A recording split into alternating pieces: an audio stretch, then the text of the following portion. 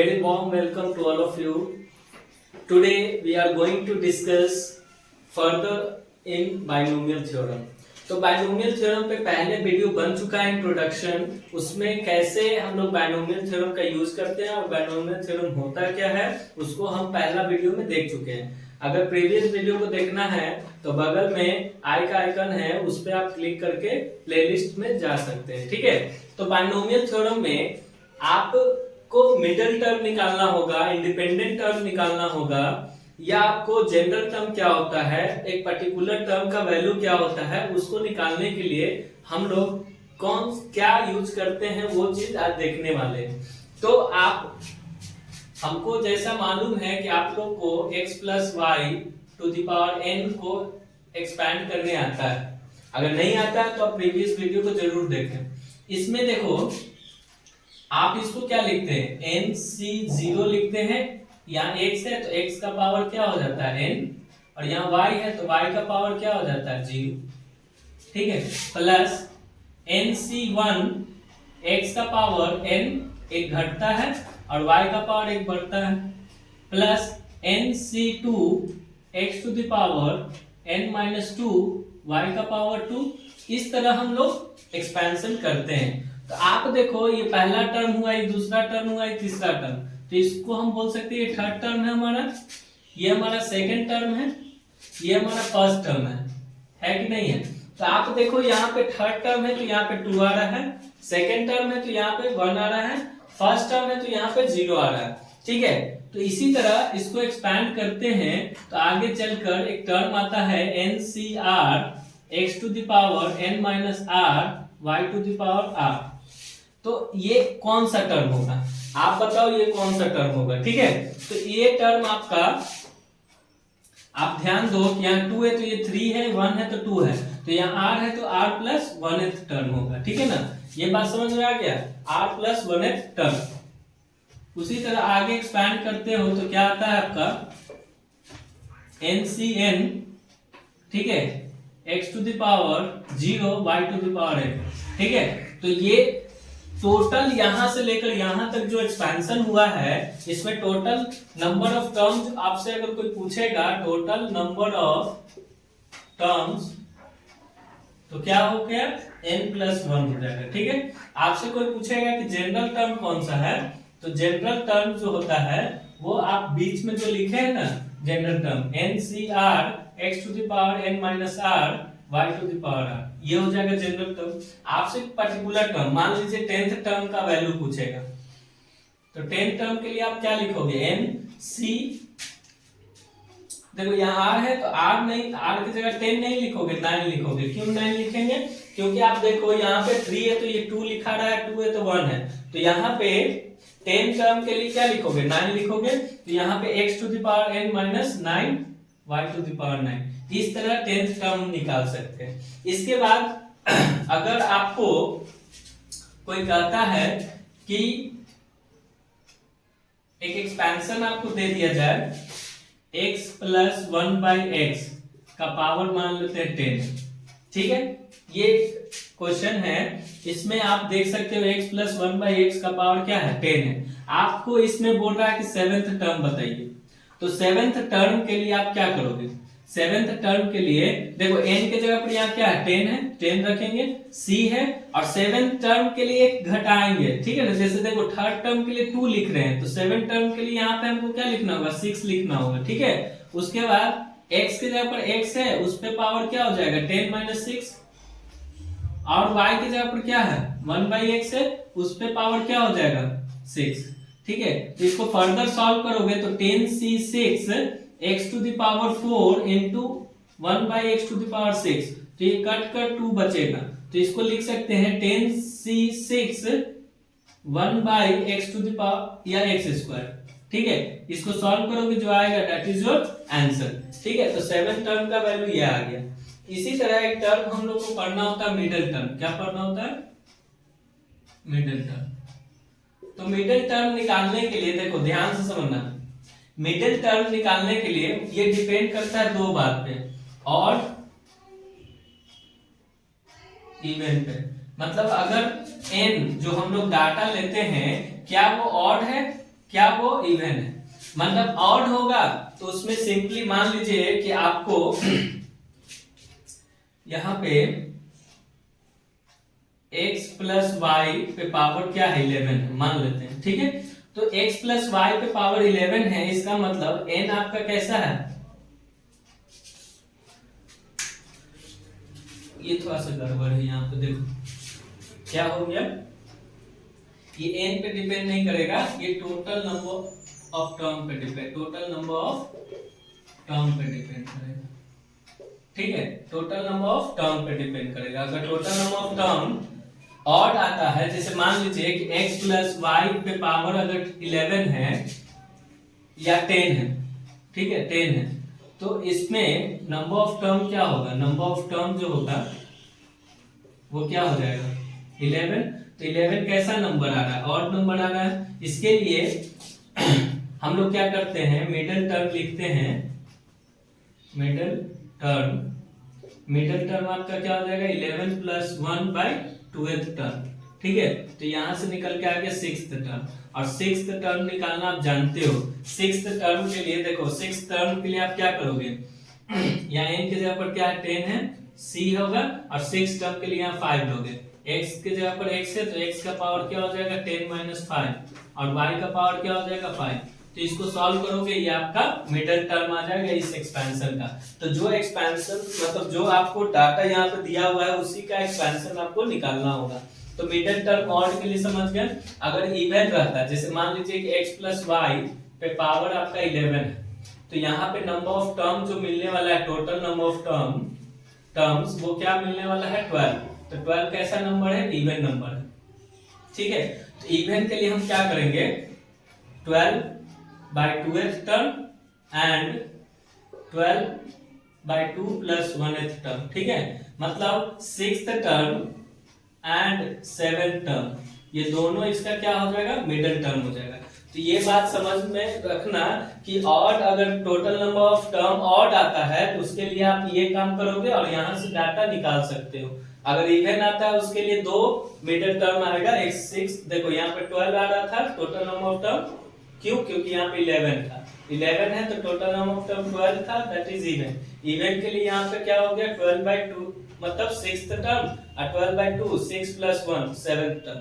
तो 6 और 7 दोनों आपका क्या होगा, मिडिल टर्म। किसके लिए, टोटल नंबर ऑफ टर्म जब आपका इवन होगा। टोटल नंबर ऑफ टर्म अगर आपका ऑड रहेगा तो उसके लिए एक ही मिडिल टर्म आएगा, और यहाँ पे प्रोसेस किया गया है। तो यहाँ पे आपने क्या देखा, आपने सिंपली यही देखा कि बायनोमियल एक्सपेंशन प्रीवियस वीडियो में देख चुके हैं। यहाँ पे पता किए हैं कि टोटल नंबर ऑफ टर्म क्या होता है, जनरल टर्म क्या होता है, मिडिल टर्म कैसे निकालते हैं एंड सो ऑन। तो एक बहुत ही बढ़िया क्वेश्चन हम लोग करने जा रहे हैं, बने रहिए वीडियो के साथ, ठीक है। तो जैसा कि आप देख सकते हैं एक बेहतरीन क्वेश्चन एनसीईआरटी बुक से लिया गया है। अभी जस्ट आपने देखा कि मिडिल टर्म कैसे निकालते हैं, ठीक है। आपने देखा जनरल टर्म क्या होता है ना। आपने देखा कि उसका टोटल नंबर ऑफ टर्म क्या होता है किसी भी एक्सपेंशन का, ठीक है। तो यहाँ पे आपको कह रहा है क्वेश्चन में, the coefficients of the r minus 1th, rth and r plus 1th term in the expansion of, देखो ये इस एक्सपेंशन का ये टर्म और ये टर्म का रेशियो जो है 1:3:5 है। तो आपसे बोल रहा है कि n और r का वैल्यू निकालिए, फाइंड n एंड r। बहुत ही अच्छा है, अगर आप कुछ नहीं भी जानते हो तो इस क्वेश्चन को समझ लो, अच्छे से सारे बात को समझ सकते हो, ठीक है। देखो इसमें आपको सॉल्यूशन में सबसे पहले r minus 1th टर्म लिखना होगा। r minus 1th टर्म का मतलब क्या होगा, देखो 7 टर्म जब रहता है तो आप क्या करते हो, एक टर्म पीछे लेते हो। मतलब आपने देखा था कि थर्ड टर्म के लिए वहां पे NC2 लेते थे, सेकेंड टर्म के लिए आपने क्या देखा था कि NC1 लेते हैं। तो यहाँ पे r minus 1 है तो एक कम करोगे, है ना। जैसे ही एक कम करोगे तो ये -2 हो जाएगा, क्या हो जाएगा। तो यहाँ पे लिखेंगे कि ये जो टर्म होगा इसके लिए आप क्या लिखोगे, NC r -2 लिखोगे। क्योंकि एक कम कर रहे हो ना, r माइनस वन, अब माइनस वन करोगे तो माइनस टू हो जाएगा। यहाँ पे x की जगह पर x है, x का पावर क्या हो जाएगा n माइनस, यहाँ पे देखो r प्लस टू हो जाएगा, क्लियर है। और y की जगह पर वन है तो वन पे पावर क्या हो जाता है r माइनस टू, ठीक है ना। तो इसका कोएफिशिएंट से मतलब है हमको किससे मतलब है, कोएफिशिएंट। तो इसका जो कोएफिशिएंट होगा ये होगा, ठीक है। यहाँ पे ये वन हो जाएगा, मतलब वन पे पावर कुछ भी रहेगा वन हो जाएगा। इसका कोएफिशिएंट क्या मिला हमको, n c r minus to, ठीक है। मतलब r माइनस वन टर्म का जो कोएफिशिएंट होगा ये कोएफिशिएंट हो गया, ये क्या हो गया, कोएफिशिएंट, ठीक है ना। ध्यान देना rth टर्म बोल रहा है, rth टर्म के लिए आप क्या लिखोगे, n c, एक कम करोगे तो r माइनस वन हो जाएगा, और ये क्या हो जाएगा, x का power n minus r plus one, और वन पे आप लिखोगे r माइनस वन। इसका जो कोएफिशिएंट होगा n c r minus one हो जाएगा, ये कोएफिशिएंट हो गया। r प्लस वन टर्म का कोएफिशिएंट, देखो यहाँ कोएफिशिएंट का रेशियो दिया हुआ है इसलिए कोएफिशिएंट हम निकाल रहे हैं, ठीक है। यहाँ पे देखो कोएफिशिएंट क्या हो जाएगा, n c, एक कम हो गया तो r हो जाएगा, x का power n minus r, one पे पावर r, तो ये वैल्यू इसका कोएफिशिएंट हो जाएगा n c r, ठीक है। अकॉर्डिंग टू क्वेश्चन, क्वेश्चन क्या कह रहा है, क्वेश्चन कह रहा है कि कोएफिशिएंट का रेशियो, इसका मतलब कि हम अगर लिखते हैं n c r minus two is to n c r minus one is to n c r, है ना, इन सब का रेशियो जो होगा 1:3:5 के बराबर होगा।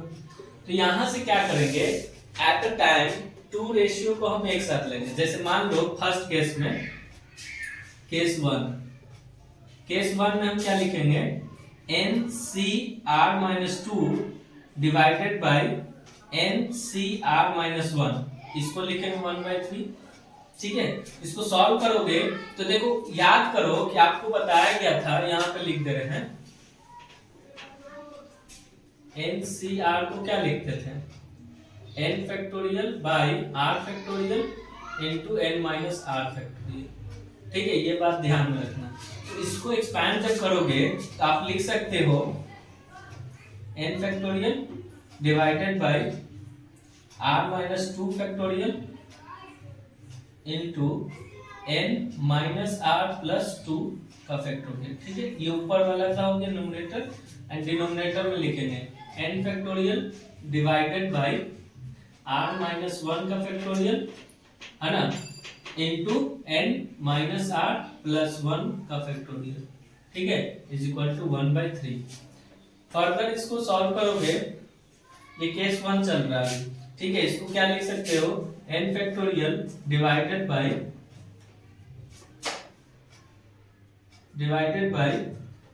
r माइनस टू का factorial into n minus r plus two का फैक्टोरियल, ठीक है। इनटू, देखो इनटू जब करोगे तो ये डाटा ऊपर नीचे हो जाएगा, इसका मतलब कि r माइनस वन का फैक्टोरियल ऊपर चला गया, n minus r plus one का फैक्टोरियल ऊपर चला गया, यहाँ पे n फैक्टोरियल हो गया, ये किसके बराबर हो गया, 1/3। तो यहाँ से n फैक्टोरियल कट गया। अब किसको एक्सपैंड करोगे, देखो ये n माइनस r, छोटा वैल्यू कौन है, n माइनस r, ये जब घटाओगे तो ये आगे बढ़ेगा, तो ये छोटा वैल्यू है, तो छोटा वैल्यू को एक्सपैंड नहीं करते, मतलब यहाँ पे हम इसको एक्सपैंड करके क्या लिख सकते हैं, r minus one into r minus to, रास्ते में मिल जाएगा ये।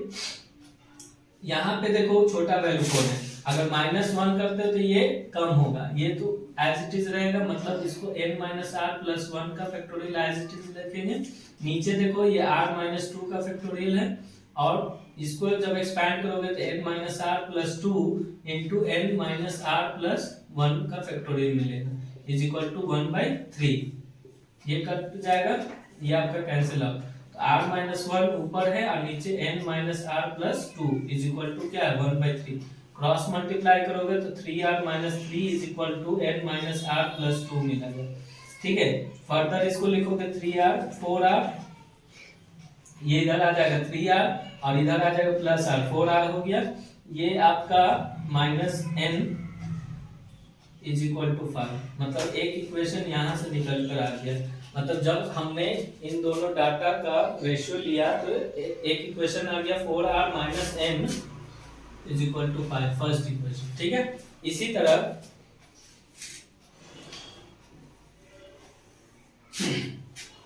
सेकेंड कंडीशन में हम इन दोनों डाटा का रेशियो लेंगे। ठीक है, तो यहां पे जब लिखेंगे n CR minus 1 is to NCR is equal to 3:5। ठीक है, तो इसको डायरेक्ट हम लिखते देखो n factorial divided bye r minus 1 का factorial into n minus r plus 1 का फैक्टोरियल। ठीक है, इंटू इसको हम डायरेक्ट लिखेंगे कि r factorial into n minus r का factorial divided by n factorial is equal to में 3/5 हो जाएगा। ठीक है, ऊपर देखो r फैक्टोरियल को जब घटाओगे तो r माइनस 1 फैक्टोरियल मिलेगा। सॉरी, इसको हम इस तरह लिख सकते हैं, देखो r इंटू r माइनस 1 का फैक्टोरियल, इसको फर्दर करोगे तो ये एज इट इज रहेगा, मतलब n माइनस r का फैक्टोरियल एज इट इज रहेगा। इसको हम लिख सकते हैं r माइनस 1 का फैक्टोरियल, इसको जब एक्सपैंड करेंगे तो n माइनस r प्लस 1 रहेगा, n माइनस r का फैक्टोरियल। ठीक है, is equal to 3/5। n minus r का फैक्टोरियल कैंसिल आउट हो जाएगा, ये और ये कैंसिल आउट, तो हम लिख सकते हैं r divided by n minus r plus 1 is equal to 3/5। Cross multiply करोगे ये 5r किसके बराबर होगा, 3n माइनस 3r प्लस 3। तो सॉल्व करोगे तो ये 5r minus plus 3r minus 3n is equal to 3 हो गया, मतलब 8r minus 3n is equal to क्या हो गया, 3। अब देखो ये आपका इक्वेशन 2 हो गया। क्या हो गया, इक्वेशन 2। आपको मालूम होगा इक्वेशन 1 और इक्वेशन 2 को सॉल्व करने के लिए इसमें आप देखो 8r है, यहाँ पे 4r है, तो इसमें 2 से इंटू कर दोगे तो 8r हो जाएगा। तो 2 से इंटू करोगे तो क्या हो जाएगा, 8r माइनस 2n और ये इज इक्वल टू में 10। साइन चेंज करोगे ये हो जाएगा माइनस, ये हो जाएगा प्लस और ये हो जाएगा माइनस, तो ये आपका कट जाएगा। यहाँ पे क्या बचा, minus n is equal to minus 7, minus minus cut गया, n का वैल्यू 7 आ गया और इस n का वैल्यू किसी एक इक्वेशन में पुट कर दो, मतलब यहाँ पे देखो 4r minus 7 is equal to 5, तो 4r इज इक्वल टू 12, तो r का वैल्यू क्या आ गया, 3। तो इस तरह n का वैल्यू 7 आ जाएगा और का वैल्यू 3 आ जाएगा। तो ये रहा डाटा। आप फिर से इसको एक रिकैप कर लेते हैं। कोएफिशिएंट दिया हुआ था इन तीनों टर्म का 1:3:5। आपसे पूछ रहा था कि n और r का वैल्यू बताइए इस एक्सपेंशन में। ठीक है, तो इसके लिए क्या किया हमने, कोएफिशिएंट ये डाटा लिखा, इसके बाद अकॉर्डिंग टू क्वेश्चन इन तीनों का रेशियो ये दिया हुआ था। केस स्टडी से एक्सपेंशन हमने ये फॉर्मूला यूज किया। अब आप फैक्टोरियल का कांसेप्ट समझने का कोशिश करना। फैक्टोरियल में क्या होता है कि अगर 5 फैक्टोरियल है तो उसको 5 into 4 into 3 into 2 into 1 लिखते हैं। तो 5 फैक्टोरियल का मतलब हो गया कि 5 into 4 फैक्टोरियल पर रोक सकते हैं जरूरत के हिसाब से। तो वही काम किए, जो बड़ा डाटा था उसको पीछे घटाकर हम रोक दिए जहां पर जरूरत था। उसके बाद आगे बढ़ते बढ़ते चले गए तो आपका यहाँ पे एक इक्वेशन बना 4r minus n is equal to 5 और इसको सॉल्व किए तो हमारा दूसरा इक्वेशन बना 8r minus 3n is equal to 3। तो यहाँ पे देखो कि 8r था, ये 4r था, तो 2 से जब मल्टीप्लाई करेंगे तो ये 8r हो जाएगा, इसलिए 2 से हम मल्टीप्लाई कर दिए इक्वेशन 1 को, तो ये हो गया 8r, यहाँ लिख दिए। ये देखो 2 से मल्टीप्लाई हुआ तो माइनस 2n हो गया और ये 2 से मल्टीप्लाई हुआ तो 10 हो गया। जब सब्ट्रैक्ट करेंगे तो साइन चेंज होगा। देखो ये प्लस था तो माइनस हो गया, ये माइनस था तो प्लस हो गया और ये प्लस था तो माइनस हो गया। ये आपका 8r कट गया। यहाँ पे देखो minus 3n plus 2n plus n बचेगा। यहाँ से देखो माइनस 10 में से 3 गया तो माइनस 7, तो माइनस और माइनस कट गया तो n का वैल्यू 7 हो गया। 4r minus 7 is equal to 5। यहाँ पे देखो 4r, यहाँ पे n के वैल्यू को हम पुट कर दी 7 इज इक्वल टू 5, तो 4r इज इक्वल टू 12, तो r का वैल्यू 3। तो इस तरह n और r का वैल्यू निकल कर आ गया। किसी भी तरह का क्वेश्चन अगर होगा आपके एक्सरसाइज में एनसीईआरटी में तो आप इजीली इसको सॉल्व कर सकते हो using total number of term, general term and middle term. ठीक है, तो नेक्स्ट वीडियो में नेक्स्ट कंसेप्ट को लेकर आएंगे बाइनोमियल थ्योरम में। तब तक के लिए नमस्कार।